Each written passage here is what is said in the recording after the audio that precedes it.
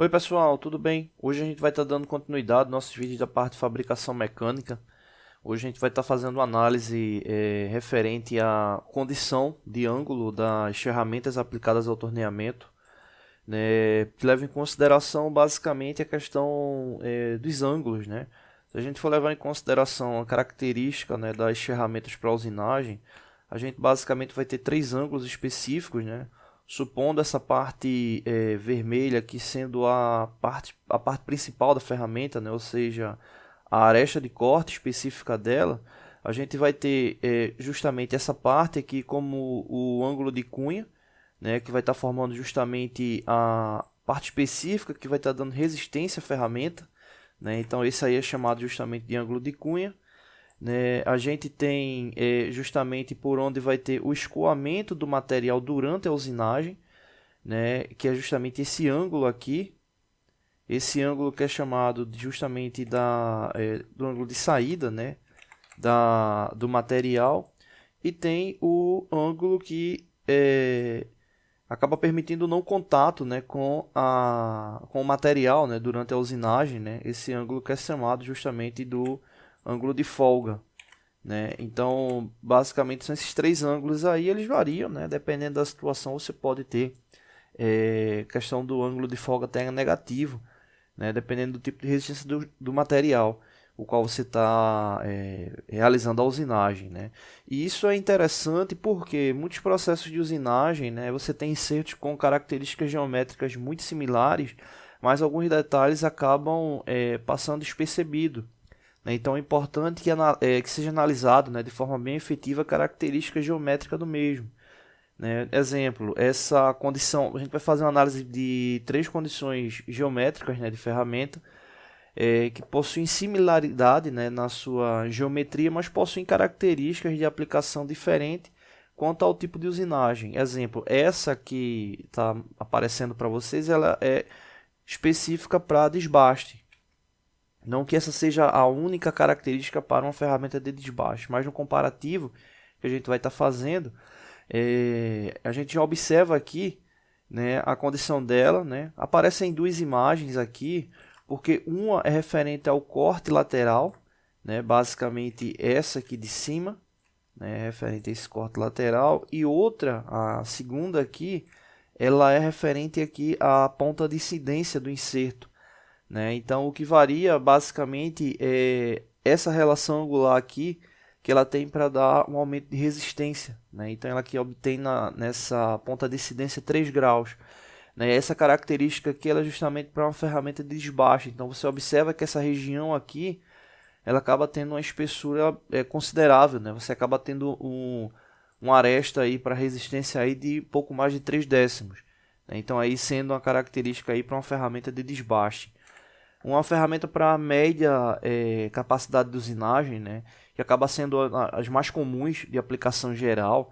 Aqui você já observa que ela tem características diferentes da anterior, né? Então aqui ela já tem uma relação de ângulo para de cunha menor, né, de entrada, né, que aqui você já observa que é um pouco mais de 2 décimos. Aqui a mesma situação, a primeira imagem refere-se à lateral, né? A segunda referente à aresta de incidência aqui na ponta, né? E as características acabam sendo diferentes, né? E você observa justamente que ela te dá essa capacidade de usinagem com uma velocidade maior, mas retirando uma profundidade menor, né? Ou seja, um AP menor, já por causa da questão da espessura, né, da aresta de corte, especificamente aí do ângulo de cunha dela. E por último aqui uma coincidência para acabamento, né? Então aí te dá um AP bem menor, né? Você acaba tendo uma resistência menor dessa ferramenta, mas consequentemente devido à aresta de incidência dela ser menor, né? Ela acaba te dando parâmetros de rugosidade com uma precisão bem maior, né? Então o acabamento da peça ela fica bem melhor com esse tipo de ferramenta. Então se você for observar, cada uma tem sua característica, né? E é muito comum, né, em ciclos de usinagem, né, às vezes quem vai estar lá na execução acaba não tomando, ficando tão atento com isso, né? Às vezes acaba até confundindo, né? Por causa da similaridade das ferramentas, né? Coloca uma ferramenta que era ali para desbaste, acaba colocando ali uma de média capacidade para usinagem, né? Então é importante ficar atento com essas características, tá bom? Não deixe de se inscrever no canal, toda semana tem vídeos novos. Valeu!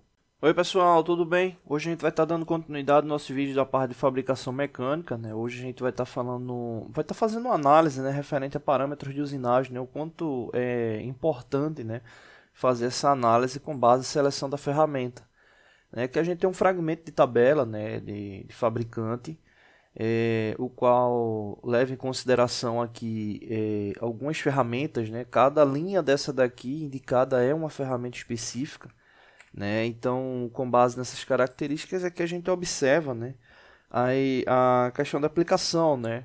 A gente já falou, né, em vídeos anteriores, mas aqui só para reforçar, né, aqui referente a aço, aqui referente a aço inoxidável, né, aqui referente a ferro fundido e aqui ligas especiais, né, que tem resistências aí ao calor, né? Então aqui tem o primeiro ponto, né, referente à seleção, que é justamente a aplicação com base no material, né? Então isso aí dá uma característica importante ao processo de usinagem, porque vai te dar a condição de resistência da ferramenta, né? Ou seja, de vida útil da ferramenta com base na aplicação que você vai estar executando, né? Então, com base naquele material ali, você vai estar executando a usinagem de forma efetiva. Bom, com base nessa relação, o que é que a gente tem que tomar como um cuidado, né? Vamos simular aqui. Eu vou colocar na descrição o link onde a gente já fez uma análise bem detalhada referente a cálculos de parâmetro, né? Que a gente vai estar focando mais na questão da lógica. Vamos observar o seguinte, vamos supor que essa aqui seja a ferramenta escolhida, né? Então, sendo essa aqui a ferramenta escolhida, a gente já sabe aqui que é para aço, e aqui quais são as características dela.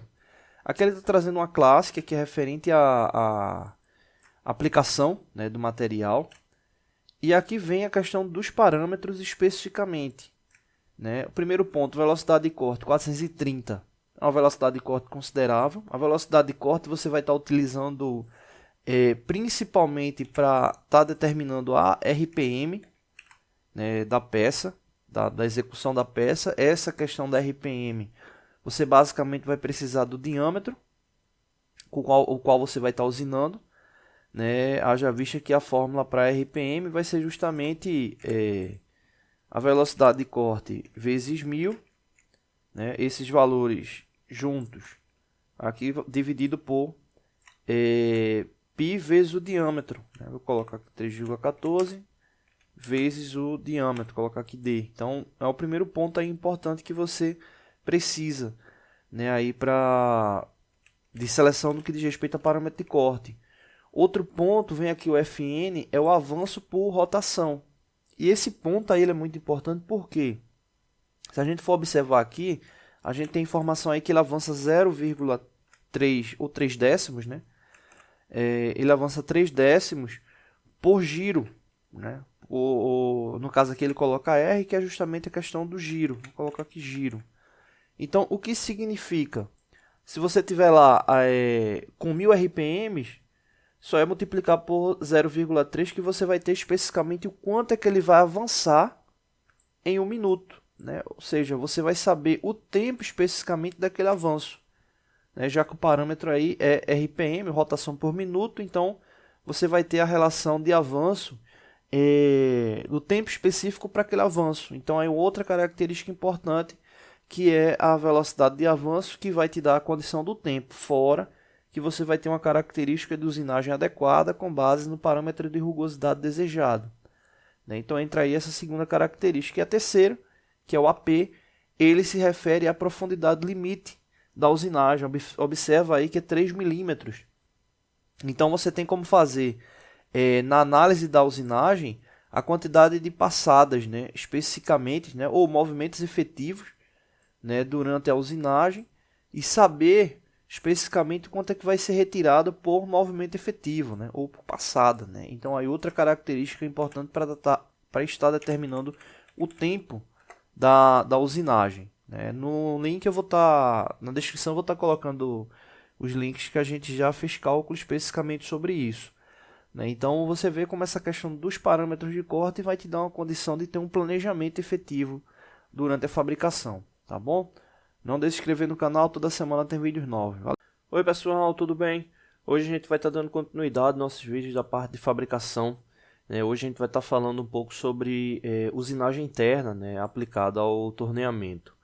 Né, o que acontece é muito comum, né, nos ciclos didáticos, né, para a parte profissionalizante, principalmente se tratando de torneamento, trabalhar com aplicações de execução externa, né, ou seja, usinagem externa, né, porque acaba sendo mais fácil no que diz respeito à segurança, né, ou seja, é mais comum você vê ciclos de aplicação para usinagem externa, né? Isso aí quando você tem atividades presenciais, né? Ou seja, tem operação direta com equipamento.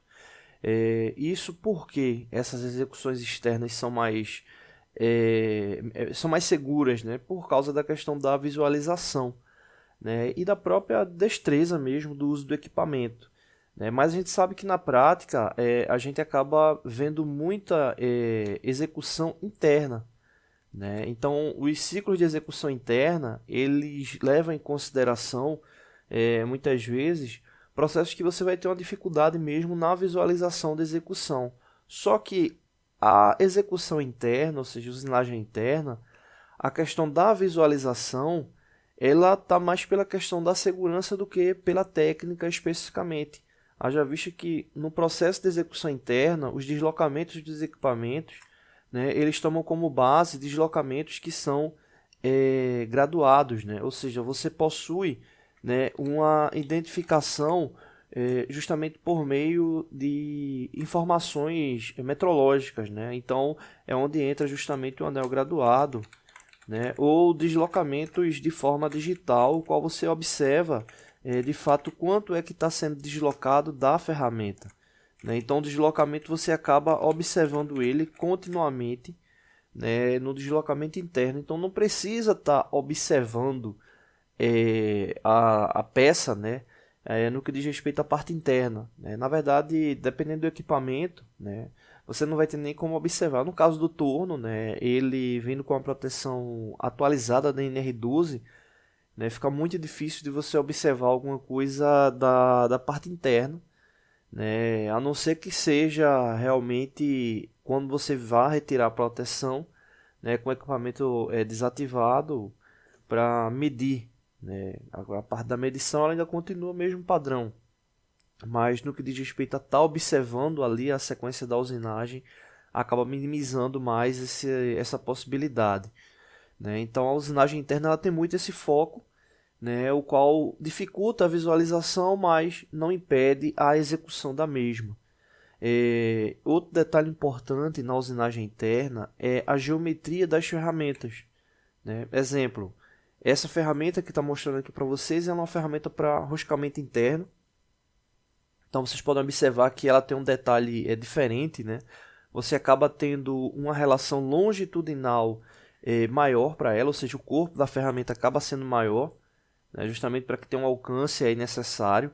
E isso aí faz justamente com que ela tenha um esforço contrário, né, no que diz respeito à parte radial, mais forte, né? Se você for comparar uma ferramenta interna com a externa acaba tendo a relação para o movimento radial, né? Quando ele vem fazendo esse deslocamento no sentido longitudinal, a vibração é bem menor do que para uma ferramenta interna, haja visto o comprimento dela, né? Então, os parâmetros de profundidade de corte ou velocidade de corte, eles acabam sendo diferentes, né, no que diz respeito à usinagem externa, justamente pela característica geométrica também da ferramenta, né? Então é outra condição que deve ser levada em consideração, que são os parâmetros, né, para execução. A gente vai estar fazendo, né, na próxima semana um vídeo de simulação de planejamento e análise de parâmetro de corte para a usinagem interna, né? Com esse próximo vídeo, a gente dá uma pausa em vídeos de fabricação que foquem em torno mecânico, né? E começa a fazer trabalhos específicos aí para parâmetros de corte, planejamento de execução voltado para fresagem.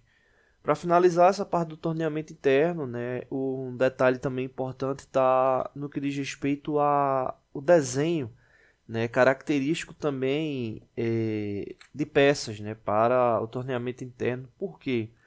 Né, o próprio desenho também, muitas vezes, ele acaba sendo mais complexo do que um desenho de visualização externa, porque você tem a visualização externa e a visualização interna. Então, normalmente, a pessoa, quando vai observar esse tipo de desenho, foca mais na parte externa do que na interna. Né? Outra característica aí também, que acaba se tornando um vício, né? De execução. Não deveria ocorrer, mas aí está muito ligado à questão da prática, né? Acaba se tendo mais, até no processo em si, né? Mais operações externas do que interna. Bom, é isso. Não deixe de se inscrever no canal. Toda semana tem vídeos novos. Valeu!